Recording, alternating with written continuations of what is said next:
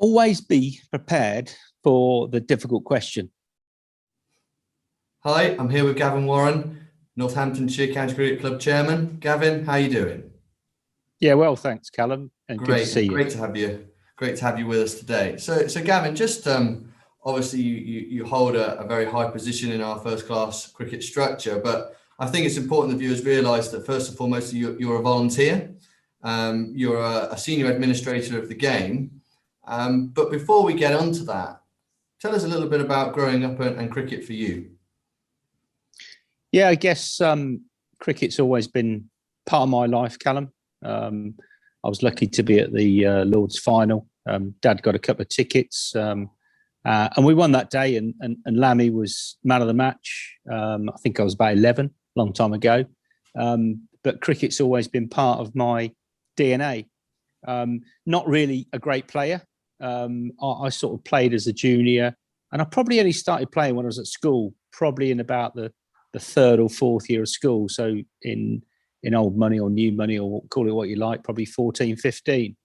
And then I started playing a bit more in earnest locally, Stoke Bruin and Wootton, a couple of teams, and enjoyed it. But really, honestly, I was never good enough. And so ended up being an administrator in the game, which is what I am now, really.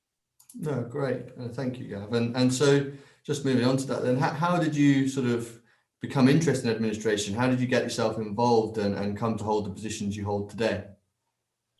Yeah, it's quite interesting because my old business built the Spencer Pavilion here at Northamptonshire Cricket Club, and my old boss was a fanatic cricket fan as well. He was a great guy, and we were lucky to be exposed to the first team, and we were lucky to be exposed to a first class county as a contractor. And then I then got invited to join some of the benefit committees. So I worked on a lot of the benefits in the early days, Capes, Lammy, more sort of Rips, Baylors, all the old boys, Kev Curran, and David Sales, and look to support those players because in those days it was always thought that if a player had a good benefit, which they deserved, then it would ease their sort of future life, and it would give them a bit of an insurance, because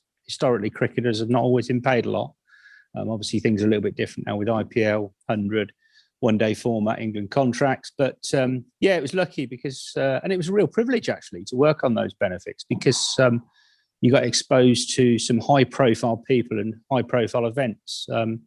Having said that, I think one of my favourites was when Rips and I went down on a Monday night to Tame we used to sort of sell the squares off. There were 100 squares for £1, and you win a sign back by the lads. Him and I said, Gav, can you come down with me on a Monday night? I said, yeah, of course I can. And we ended up in this fantastic village pub. And they knew who Rips was. And then I think Rips introduced me as one of the overseas Aussies at the time. So I pretended to put an Australian accent on, and Rips stuffed me out of sight. But it was just magic. And it was great to be involved with those boys. And look, Rips here is my head coach now. So we've got a great friendship.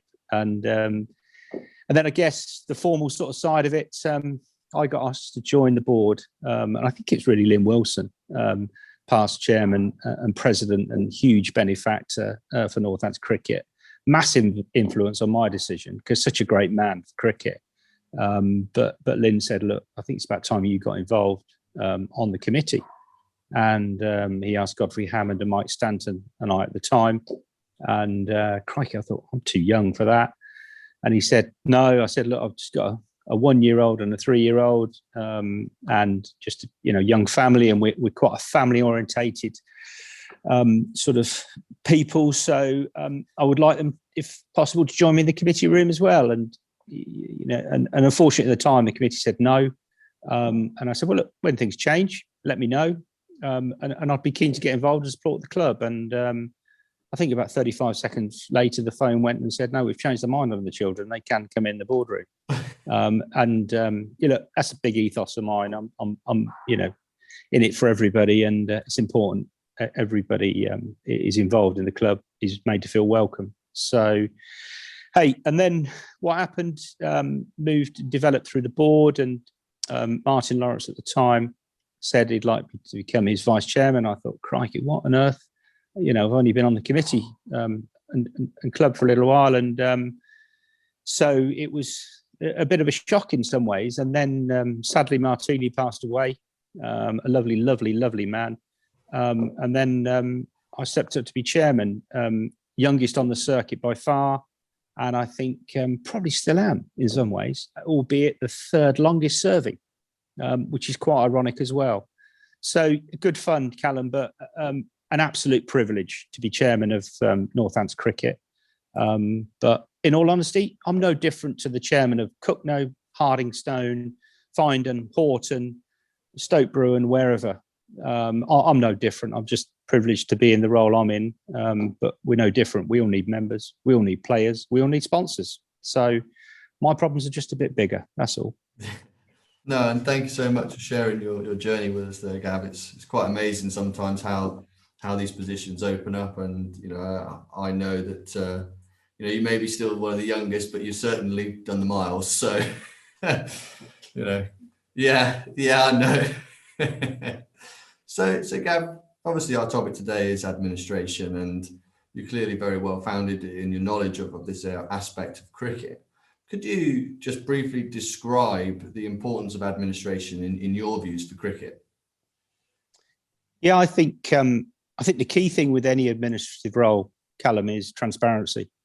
I think it's absolutely key that you're very transparent with the members of a club to set out what your strategy is, the state of the club, and the ambitions. And along with that needs to be careful communication. You need at all time to respect people. And my, you know, grandfather always said to me, he said, treat people how you want to be treated yourself. And I'm a great believer in that, because everybody in cricket loves it. And I know more than they do, but only initially. It's my job to make sure that they know as much as I do, to make them feel part of a club. So, you know, we're blessed a lot around the national counties, around clubs, around schools. There are a lot of volunteers doing key administrative roles, and they have a passion for the game, which we all have, Callum. But, you know, key is transparency, because people then trust you, with them became engaged, and also communication. Communication is absolutely key. That, you know, you get over to the fact is all you're trying to do is your best, because you want to make this great game even better, really. No, brilliant. And so, I mean, I guess the nitty-gritty question is, you know, there are a lot of clubs out there, a lot of cricket organisations even looking for people to come and volunteer as administration. I mean, what advice would you have? I mean, why become an administrator? What are some of the great moments that you have as one? Well, look, I think my journey was reasonably easy, because I wasn't good enough to play. Albeit I play every now and again, and I can't walk for 3 weeks. I still love the game, but I'm so competitive. I want to play at a good level, and I'm happy to play a 2020 match on a Wednesday night with my pals now. But, you know, if you're not good enough, then you've got two choices: either you can become a fan, or you can give back to the game what you really love. And that's the route I chose. I thought, actually, I want to make a difference in this game. And the story about Northants is very well documented. You know, when I came into office, we were 6 weeks away from disappearing as a county, which would have been unbelievable. But we set a strategy, the board and I, to make us debt-free, profitable, growing big squad. And 5 years on, we've achieved that. But the next 5 years are a bigger plan. And so administrators, go out there, make yourself available, and ask daft questions. You know, I sit in chairman's meetings and I think this is a daft question, and I ask them, and it turns out not to be a daft question, because if you don't understand something, then always ask. And there's no point sitting there going, I wish I'd have asked that. I don't know the answer to that. So, you know, volunteer for your local club, your local village club, your national county, or whether it be scoring, umpiring, coaching, or whatever. I mean, I did my level 1 and my level 2, Callum, just purely because my son was 4 and 5, and I just wanted to make sure he knew how to hold a ball properly. He knew how to hold a bat properly, and the basics. And then, you know, I took Horton, for probably best part of 10 years. And our biggest achievements, we won the under 15s Northampton League, probably, crikey, how long ago was that? Probably 10 years ago. And that was great fun, but again, in an administrative role, coaching, umpiring, secretary, welfare, they're key roles, they're big roles. And they make cricket better for all, because it's a great sport, and it's the number one summer sport, let's be honest. So get out there and put your name forward, and don't be frightened to ask daft questions, because I ask them all the while. I do feel sometimes there are a few people that are a bit unsure about going into a club, or what to offer, or whether they have skills that clubs need. I mean, would you have any words of wisdom for them? Would there be anything that you think, would just maybe allow them the freedom to go and do a role at the club? Yeah, I think it's as much as the club's role, Callum, to make the people feel welcome as well. Because if someone comes along as a volunteer, you want to be absolutely biting their hands off, because there's another pair of hands support. But sometimes in the past, it's not always been as easy going to a club, because clubs have done it in this way. At Northampton, when I first came in, well, we do it this way, we do it that way. And what you do, you have to break down those barriers and go, well, is that the best way? Look, there's somebody else who wants to come and support us. So let's embrace that support. Because if you end up just doing everything yourself and not delegating and accepting support and volunteers, it's not a great succession plan. So have plenty of people, like-minded people around you that want support, and that support might come from a tea lady or a man. It might come from the scorer. I'm a mathematician, therefore I'd like to do some scoring. Brilliant, that's superb. Well, we've got a scorer who does that, so there's nothing for you. Okay, well, my view is, well, do you want to score the midweek games, or do you want to do something else? So if somebody comes to you as a club, make sure that you embrace that, number one. And if somebody's brave enough to go to the club because they're local, even better, because that takes a lot of bravery, because most people that volunteer in cricket are already in the cricket bubble, Callum. So to extract people outside as well would be even better. So go and ask, why not? Great, thank you. Yeah, and so just looking a little bit to the future administration, the future of administration, should I say, there's obviously a lot going on. There's a lot of safeguarding. There's a lot of coach education. There's a lot of areas, I think, for people to be a little bit hesitant about. I mean, how do you see the future of cricket administration? Yeah, that's a cracking question, Callum. I mean, it's certainly changed a lot since I was coaching. So when I first started coaching as a junior coach, that would have been 13 years ago. But welfare, health and safety, the whole principle of, the mental health and well-being of boys and girls is absolutely crucial, because we've got to put them in a safe environment. We've had a couple of cases where it hasn't gone very well nationally, and do you know what? We're letting the boys and girls down there, because they've got to come into a safe environment. And we've also got to make sure that their parents feel they're in a safe environment. So I've heard coaches before say, I can't be bothered filling all that paperwork out, it's a load of nonsense. Well, yeah, I get that. And why can't I go into the changing room? And why can't I take this boy or girl to a match? Well, yeah, look, unfortunately, we need to protect them and put them in a safe environment. So I think it's absolutely key we do this, because we want them to be safe. We want the parents to feel that they're in good hands. So, I think it's really well done. And what the ECB do now with safeguarding, with health and safety training is really good. I mean, I don't mind sharing this. Number one on my agenda for a board meeting is matters arising and apologies for absence. And number two is welfare and safety, health and safety. So that's how important it is to me at Northampton, and that covers the whole of Northamptonshire. So absolutely key. Unfortunately, we got to fill more forms in, but it's for the right reasons, and that's the society we're in. So please embrace it, and please all take it seriously, because it's not going anywhere and it can only do good. Great. Okay. And I suppose, if you had one big key point to make about administration, do you have anything that springs straight to mind? Yeah, always be prepared for a difficult question. And I go back to honesty. If you can answer it, give them the answer. If you don't know the answer, don't make anything up. Go, I don't know the answer to that, sorry, but I'll go away and try and find it out. Or having said that, what I'll do is, no, I don't, or yes, I know the answer.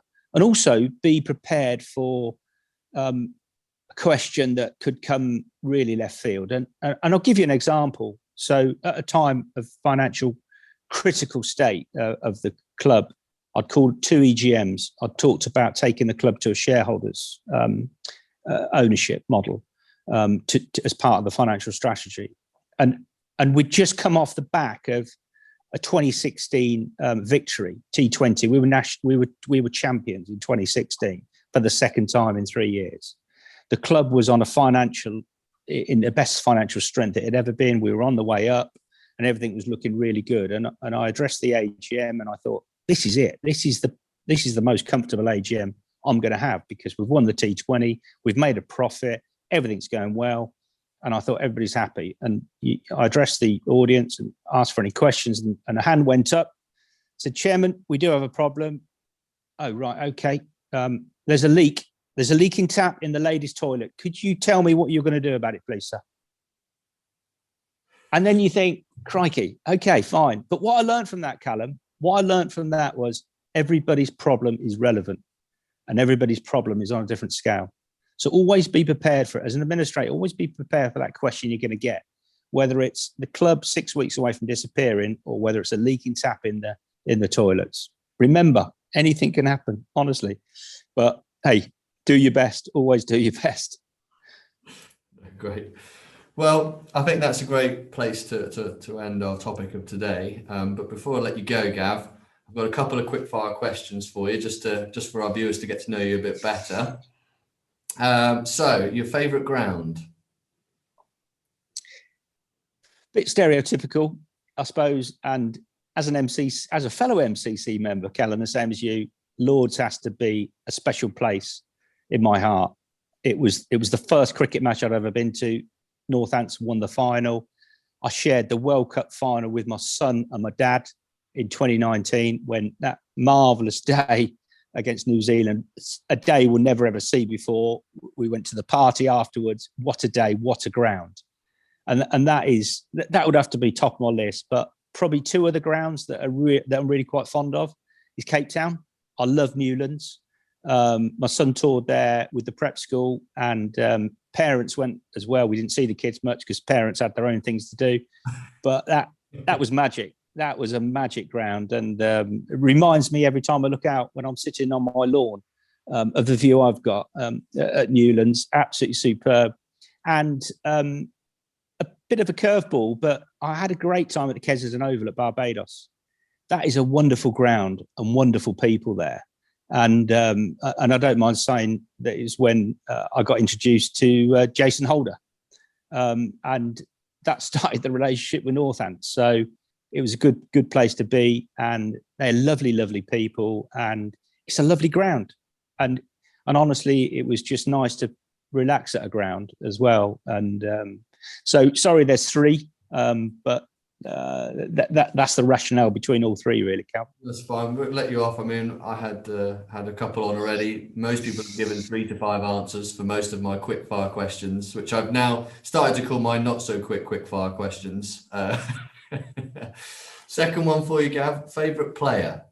Favorite current player? Favorite current player? Oh, See, I'm a big fan of Ben Stokes. I like Stokesy because he wears his heart on his sleeve. He gives 110%. And when I played sport, I was never that talented, but I gave 110%. But Stokesy is talented and he gives 110%. He's not the greatest looking, so he can't have all 3. But my goodness, that boy can play. And I love his resilience. And I love the fact that he's come back after all the personal abuse he got with his family and people interfering with his private life. He's come back and he just wants to play and he wants to win for England. And so I'd go with Ben Stokes as a player. Great one, great. Favorite umpire? At the minute, this is going to be I'm going to get in a lot of trouble for this, but I would say Nick Cook. Right. I like Beast because he's relaxed. He's not serious on the pitch, but he is serious enough and professional to do his job. But you know, he's a good chap, and and we're lucky. We've got a load of ex-Northants players that are umpires. But Beast, I like Nick, another beneficiary I helped, and we had good fun. But a top guy. I'm glad you didn't ask me who I don't like umpire-wise. Positive news only. And I think Nick Cook's probably one of my favourites as well. Normally, because every time the bowler appeals, he looks at them as, why are you appealing at me? What are you doing? Exactly. Have another go. It does make me laugh. Your highest ever score?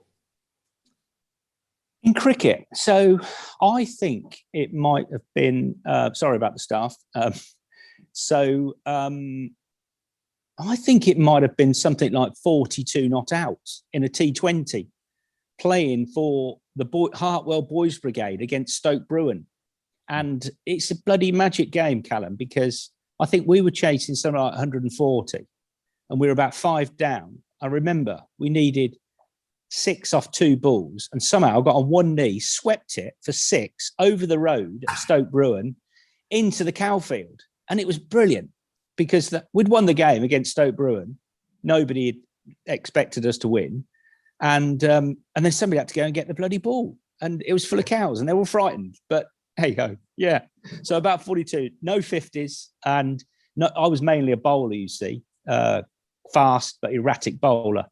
But no fifers. I think my best figures were about 4 for 21. But sounds like my waist size now. You'd still take them. You'd still take those. And finally, the best place you've ever been for cricket? The best place in terms of entertainment? Just in general, like where you've gone somewhere for cricket reasons and what it just turned out to be the best place you've been. I tell you where is a special place, and you might find this a strange choice, but the MCC committee room. The MCC committee room is a very special room, and I've been in there for serious meetings.